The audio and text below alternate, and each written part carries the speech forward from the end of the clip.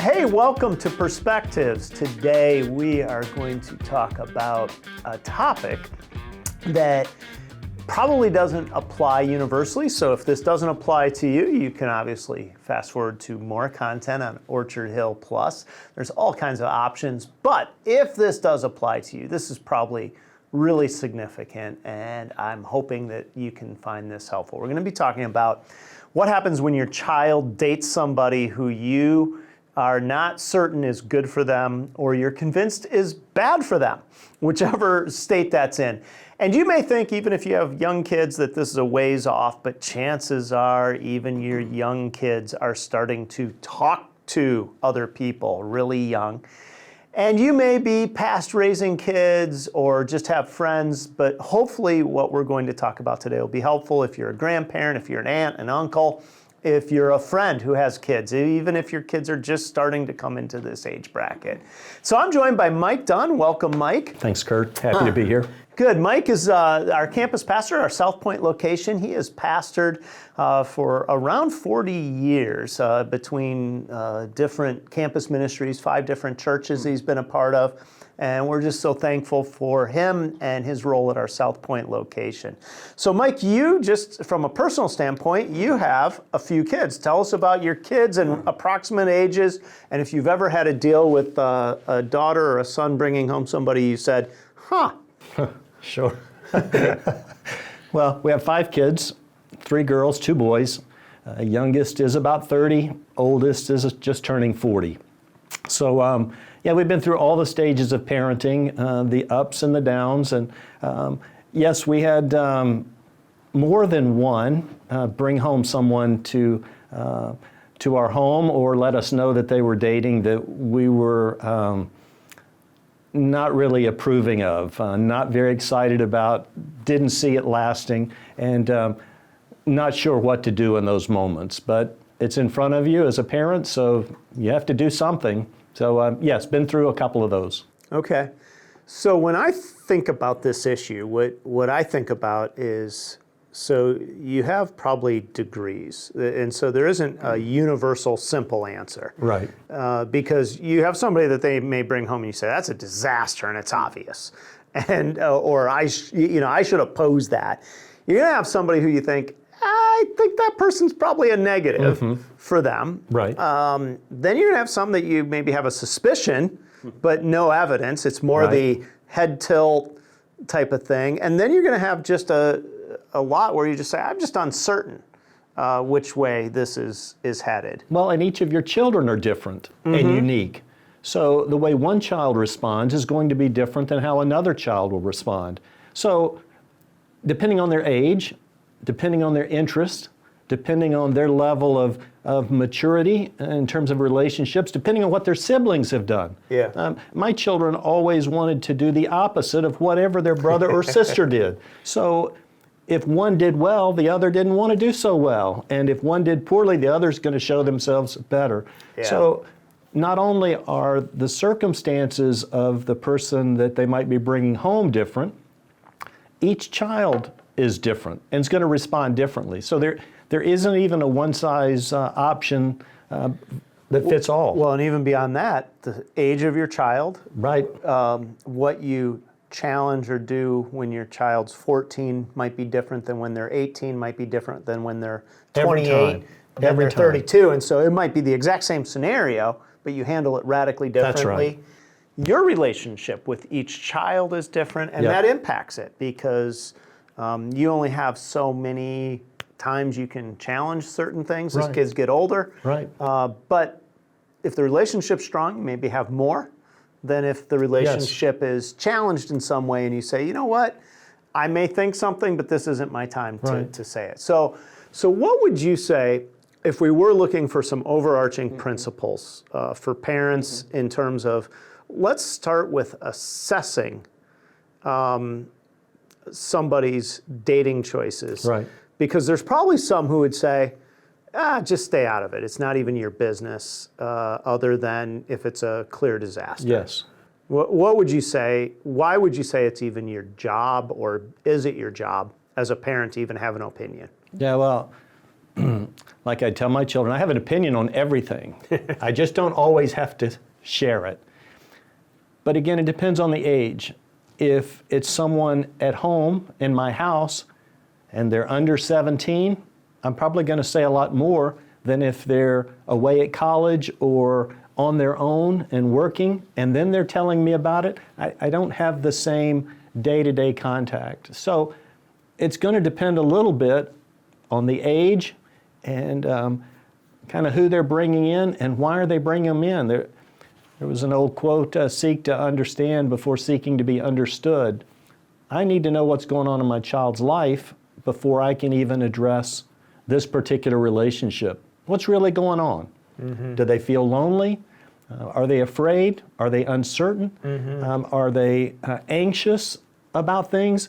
And this becomes a way that they can feel good about themselves. Like I often would say to my children when they would go to a new school or we'd move to a new area, you just need one friend, because if you just have one person you can kind of hang with, at least you feel like you're not out there by yourself. So sometimes they just might be, looking for someone to just hang out with, and I'm overreacting thinking, you got to get away from this person. Is it a defined relationship? Meaning, are they like really trying to be? Are they just hanging out for a while? Are they just friends? Part of that you have to know your child and understand what's going on. So there's a couple things I would add to this. One, I'd say it is, if you as a parent won't weigh into their dating life, mm-hmm. they might have some friends who might have some years of experience who can help, but who else really will speak into it? And so I do feel like this is an area, mm-hmm. but it is also probably one of the most sensitive areas to speak into. The other night I got in my car with one of my kids, and my father-in-law had died recently, and so my kids have gotten some of my father-in-law's shirts. He had these big plaid, nice shirts, and one son of mine got in my car, and he smelled like mothballs. And I said, "You smell like mothballs." And he said, "I wore this all day. Nobody said anything to me." And I said, "Well, that's because no one else is going to tell you what your dad's going to tell you. I'm going to tell you the truth." And my point is just, sometimes you might be the only person who says anything, because nobody wants to be against anything. Now, having said that, you're also in a unique position as a parent, in that if you're a friend, you can say something and there's no skin off your teeth. As a parent, if you start saying, "Hey, I'm not sure this person's a good idea," or mm-hmm. "I think, have you thought about," or whatever it is, you run the risk that they then go back to that person, say, "Hey, my parents are against you." And then if that relationship continues, now you've put a wedge into that. And so it's not like you should probably just lead with, "Here's my problem," or "Here's what I'm seeing." And that's why I think when I started just saying, there's probably different levels, and you probably need to really understand what level you're talking about. I think so. And to say, and you wouldn't probably come to this decision quickly, but to say, I think this person's really a disaster for my kid, to not say something is really doing them a disservice as somebody who's been close to them over a long period of their time. However, to take a strong position where it's uncertain, or you have a little suspicion that there's some unhealth, probably is just plain unwise. No, but there are different levels, like you say. So I might approach a relationship that I'm not sure. Are they dating or are they not dating? Are mm-hmm. they just friends? Are they just kind of sorting it out? I don't know. I want to know that before I start saying, that person's a disaster. You got to get away from them. The other part that I think, Kurt, is true for a lot of these parent-child dynamics, the child already knows what you don't approve of. So they're not going to be surprised if there's someone that you don't think is good for them. They're going to pick that up. Your body language, the way you react to the other person, they're going to know that you're not happy. Now, they're probably not going to ask you, "What do you think about so-and-so?" So I do think we can take the initiative and maybe take a side door approach in terms of, like, are you guys dating? Are you going out? Are you just friends? To try to open the conversation. To me, the bottom line is going to be, can I have a civil conversation with my child about this topic without it becoming, World War III, where it's suddenly us against them and we don't listen to them or we don't care about them. Let me ask you this. What are the things that should concern a parent when they see them in a relationship that aren't preference? And what I mean by this is, your kids are all going to have their own preferences, and you might have a preference, but a preference shouldn't be raised to this level. So what are things that could be the kinds of things that you say, that's a problem and I need to find, whether it's a side door, front door, yes, right, some way that to at least raise the issue, whether I'm even, maybe I don't say, I think this is a bad idea, but it's, have you noticed? Have you thought about this issue? Right. What are those issues in your mind? Well, one is, are they beginning to pull away from me? Okay. To me, that's a biggie. If they're you sort of, as a parent and a child, you know your children and you know if there's some distance being created. So I want to know why. As a parent, as a dad, why does it seem like you're pulling away from me? What else going on in your life? School's okay, work's okay, recreation, sports are okay.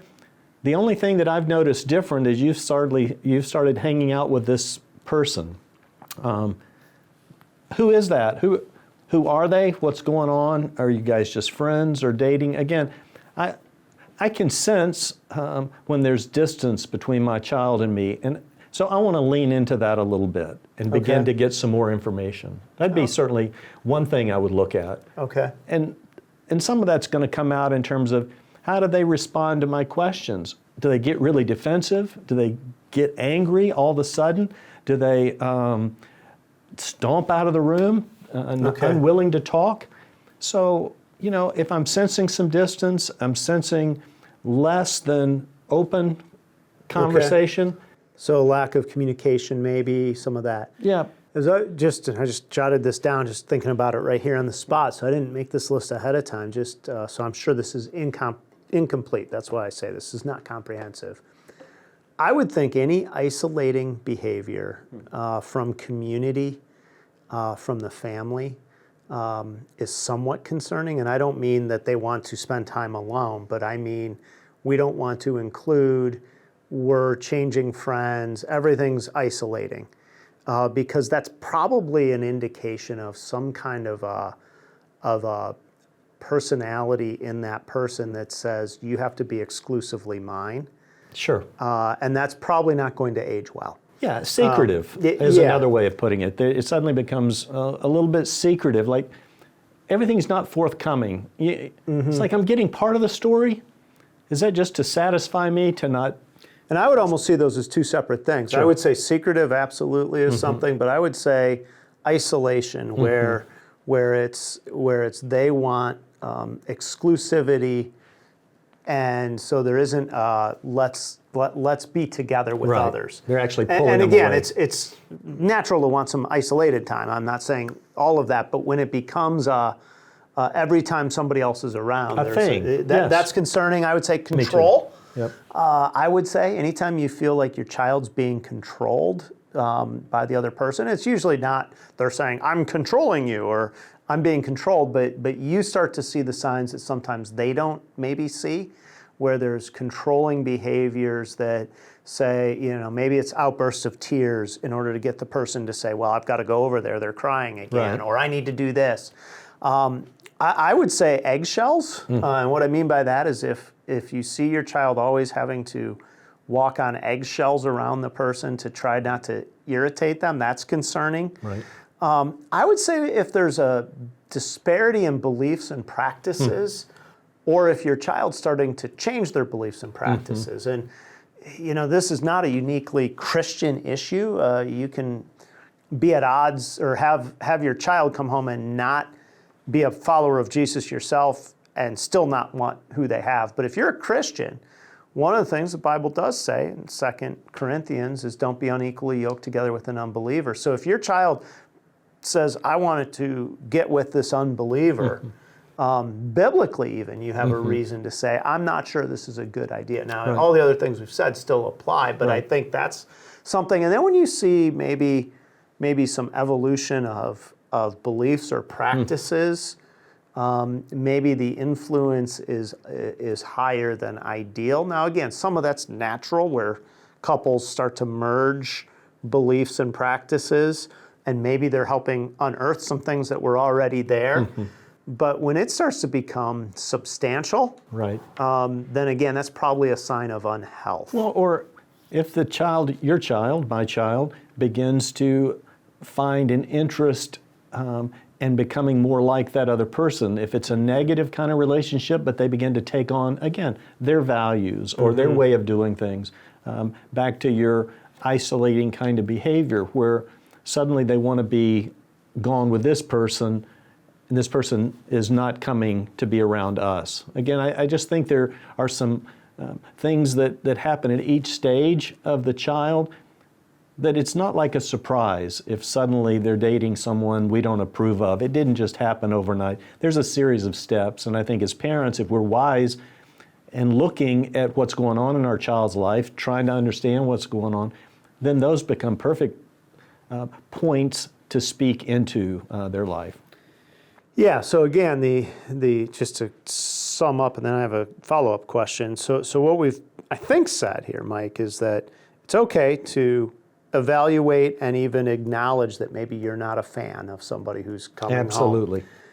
And might even be somewhat of a responsibility as a parent to try to look for trends to articulate maybe what is the discomfort that you have, so that it's tied to something more concrete than just, oh, we just don't like this person. Yeah, something specific. So something where you can say, and I would even go so far as a trend to say, this wasn't just a one-off. This is something that I've seen over time.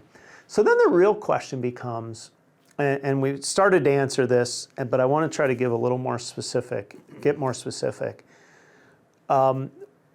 When do you decide to confront directly and challenge directly versus a tactful side door? Right. Because I think most people would say, okay, tactful side doors generally better. Right.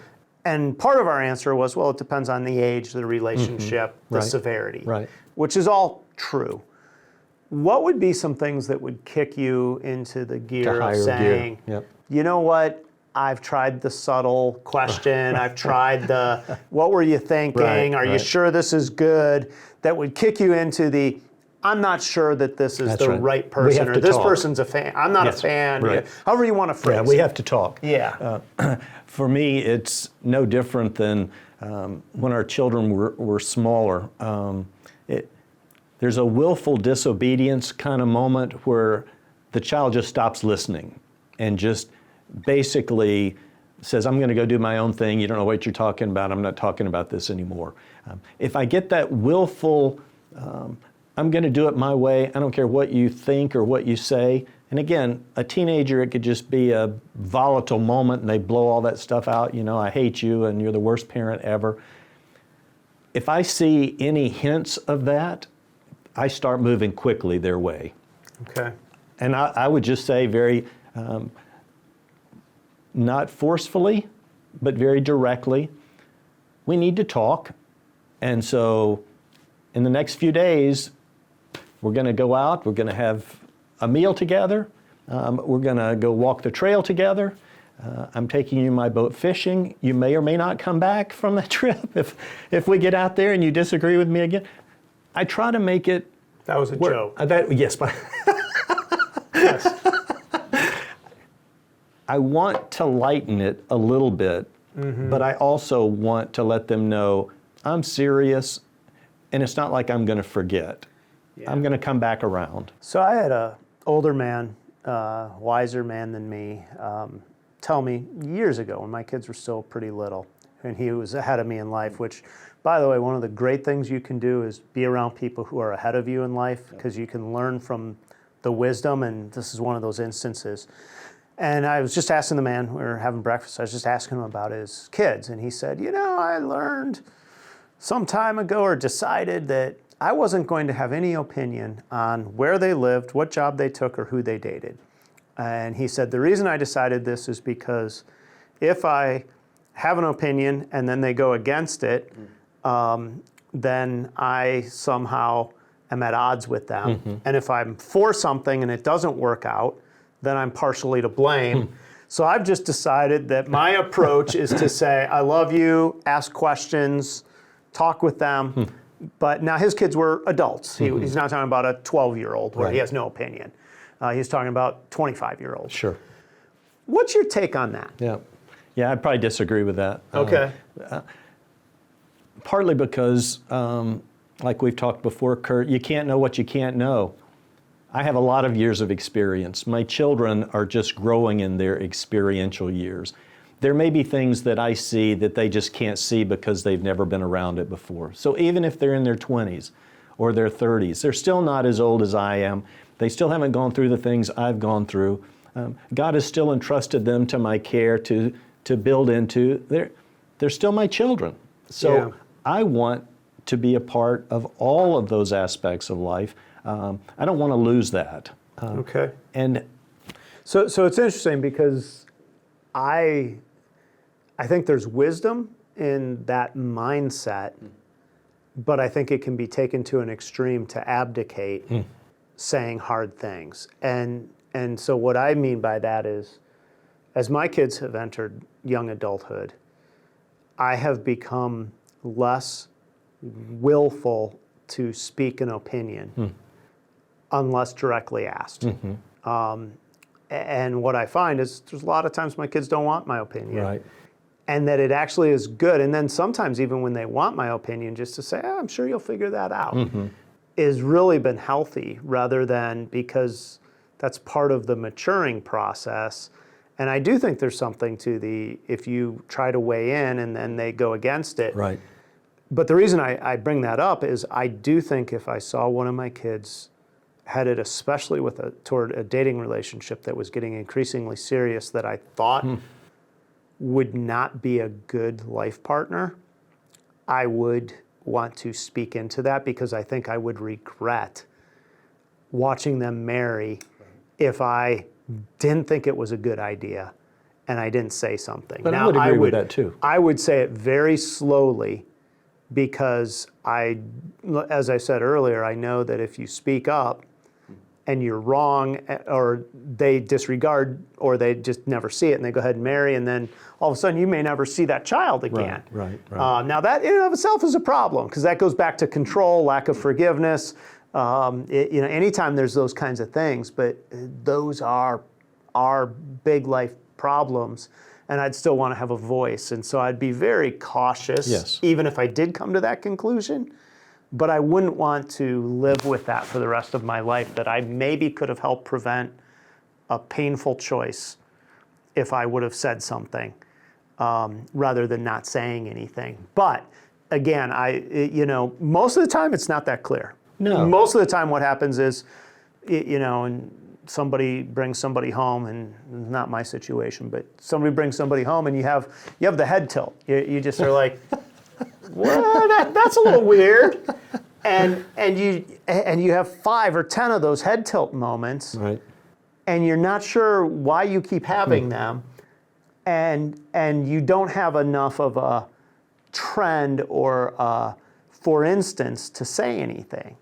That's probably much more common for parents than oh, this is bad, or this isn't a good idea. It's what am I sensing? But what am I sure. feeling in this situation? And I think that's where it's much harder to know how to proceed or how to speak into that. And what I would say in that instance is try to get your child talking by just asking questions. Because another older person once said to me, and I've repeated this many times, it was a woman who had raised kids and their kids just did really well. And she said, what I learned is I can get my kids to talk and reason themselves to a really good conclusion by just simply asking questions and never saying what I think about anything.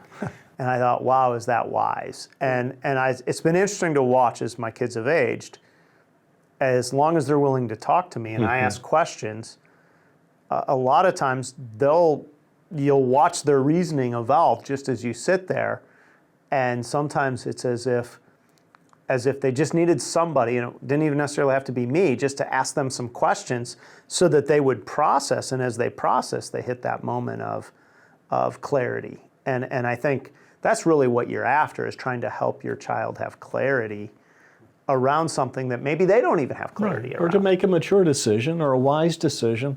Again, I sort of want to distinguish between launching a child into adulthood and letting them figure it out and grow through their experience, the ups and downs and the pluses and minuses, and when this is going to set them on a path of shipwreck or destruction. Right. And so I do want to speak into that, because I don't want to look back and say, I didn't address that when I had the chance. So let me ask you this. You're through these years, but let's assume that for a moment you had a son or a daughter who was 12, 13, 14, and they started to date somebody, talk with somebody who you were convinced was very negative for them, for a variety of reasons. We won't try to state reasons. Would you isolate and forbid your child from seeing that person, or would you try to navigate, or what would you recommend to a parent who maybe is in that situation right now with a teenager who's clearly still in their house and not right at the end of the time in their house, or you know, older? Still going to be around a while. Yeah. Well, yeah, that would be delicate, because if you forbid them, even a 12-year-old is going to bow up against that. And my personal opinion is you can just as easily push them into that relationship and closer to that person, depending on how I respond and react, or I can try to coach them through it and navigate through it. So I want to be honest. I got some issues here. Just need to talk about it. And I don't want to lose the relationship. I don't want to lose communication. But if I power up on a 12 or 13 or 14-year-old, well, they're just as likely to power up on me too. And maybe start doing things behind my back where I don't know, and it gets secretive or whatever. So I don't want to push them toward the person. So I'm not normally going to power up on that. I'm going to at least start slowly ramping things up. I want to know what's going on. I want to know a little bit more about this person. I'm probably going to do the exact opposite of what they expect me to do, which is forbid them from doing that because they know I already don't like them. I'm going to start inviting that child over our way. How about you just bring them over? You know, we'll go to the lake, or we'll grill some burgers or something. Just have them over. No big deal. No big conversation. Not going to get into anything. I'm going to have your brothers and sisters here. We'll just have an evening together. I want to at least break down some of the defensive-ness that is likely to come if I just say, thou shalt not. It's an interesting question in a couple ways to me. I completely agree with your overall assessment. Sometimes I think kids at a certain age need their mom or dad to be the bad guy to their friends, to their potential courting person. Right. And what I mean by that is sometimes you need to be the one to say, oh no, you can't be out that late. Because the whole push will be away. And so I tried to be my desire with my kids was always to have a default answer of yes. That was a simple thing that I tried to do, just to say, you know what, I want as many times as I can, I want to say yes, because I want my no to not be... When it has to be, yes. It's heard. But having said that, I think there were times when my kids needed me. Sometimes I caught, sometimes I didn't, to say, I'll be the voice that says you can't do that. Take something out of dating. Driving a car. Once a kid starts to drive, okay, my friends want me to take them and we're going to drive to New England for a Patriot Steeler game. And I'm going to drive the family car up there, and we're going to stay in a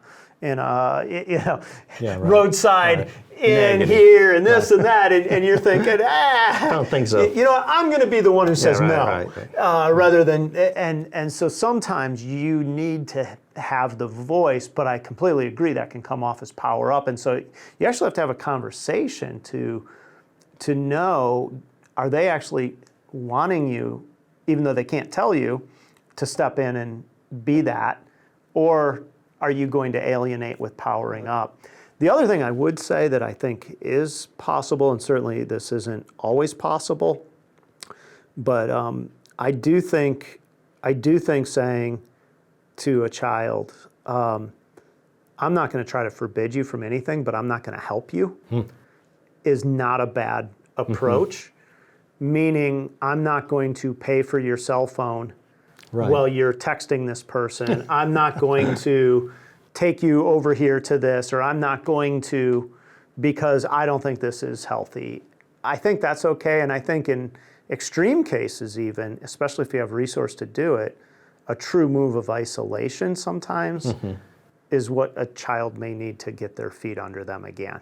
And that's much more radical, much more difficult, but that's different than just don't and be in the environment. We're going to go ahead and remove you from the environment entirely so that this person can't have influence anymore. Because you are fighting forces of good and evil even in this kind of thing. And so it's worth putting yourself into that at every turn, because there's probably no bigger choice in life than who you get involved with romantically, and that at 12, 22, 32, 52, 62 shapes your life. Absolutely. And so, and when you're young, you don't have all of the perspective to understand that. It's just, this is fun, let's go. But some of the boundaries that you talked about, you were consistent with that. Like, okay, I'm going to say yes as my default. Doesn't mean I won't say no. But a 12-year-old is going to already, at least in my home, would already have certain boundaries. You're not going to be able to be out past this time, no matter what it is. So whether it's this person or somebody else, you know the rules. I'm going to go back to some of those default ways of, this is who we are as a family, this is what we've done. It's the same for you as it is for all the other kids. So, if I'm going to have the hard conversation, there's a lot of less harsh conversations I'm going to have that relate to who we are as a family and how we traditionally or typically operate before I have to say, I'm going to take the cell phone away early. But I would have already done that for other things. It would be in the context of our overall home. Right. Well, certainly technology is a whole nother topic that we could get in, but technology facilitates relationships today. And so, I would, if I were parenting today, I would definitely have my kids' devices in a publicly shared place at a certain time of night, charging, where they did not go into their room for their sleeping. I think that's just a common sense thing, because relationships get fueled through our devices now, much more than even a parent who's 35 had when they were kids. And so just being aware of that. But you say common sense, but I'm not sure. Sometimes the child is so adamant to have their device or whatever. It still comes, are you consistently doing that? Not just, okay, you did this, I'm taking that cell phone away from you. But again, here are some common values. Now, having an end time and saying, this is when your device comes to this table, and it sits here at night, and it shouldn't leave until the morning, and you're offline from here to here. I mean, I've said this before, but the trauma of middle school, high school, which is a trauma for a lot of kids. It used to be, it was trauma, but when you went home at 3 o'clock, it was over. You didn't have to deal with it unless you answered the family phone until the next day. Now it just continues until wee hours of the morning. And we're doing kids a disservice not to let them take a break and recalibrate in the context of the family before they have to go back in. And the parent has to help that. And that's what I'm saying about having to be, because the kid's not going to say, I'm self-regulating. I'm done at 9 o'clock. They're going to do whatever. And so it has to be my mom, my dad, they're unreasonable. They take my phone away, And then they're going to put their phone down and they're going to enjoy their life for a little bit without their phone. But it is a safe place for them to make us the bad guy. And I'm okay being the bad guy. Yeah, and so I think that's important. especially if they're starting into the dating scene, just to say, here's a way to, we're going to limit that as they age. Now, obviously, you're a 22-year-old. You're not going to say, let me have your device, No, even if you're good luck paying with that. for it. Yes, right. Good luck with that. And let me say one other thing, and we'll wrap up about this. One of the things that is often hard for parents, especially we're talking the mid-teen years, is we don't want to make our kids unhappy because then it comes toward us as anger. And you have to be willing sometimes to endure that unhappiness from your child for their good. And if you want to be liked more than you want to raise your child, parent your child, you are going to undermine part of your God-given role in their life. And so be willing sometimes to set some of those boundaries to point your kids in a better direction. And that'll be on all kinds of things, but it certainly is true in this. And even for us as parents to learn to live in that tension. I think there's a certain discomfort that we've got to get comfortable with, that's okay. Yeah. My child needs to go ahead and verbalize whatever they're going to say. Yep. I just don't need to jump in on that. I need to be, as a parent, a place of safety and stability. My kid knows this is who he is, this is what he does, but I know he loves me anyway. Yeah. Don't want to lose that ever. The trust factor, I think, is, at the end of the day, that's the biggie. Is my child going to trust me or not? Great. Well, Mike, thank you. Thanks, Thank you Kurt. for making Perspectives part of your day. A lot of great content on Orchard Hill Church Plus. Please check it out. 5 good minutes, great books. We've got Perspectives, several classes there, all in addition to the weekend content that's available. Have a great day.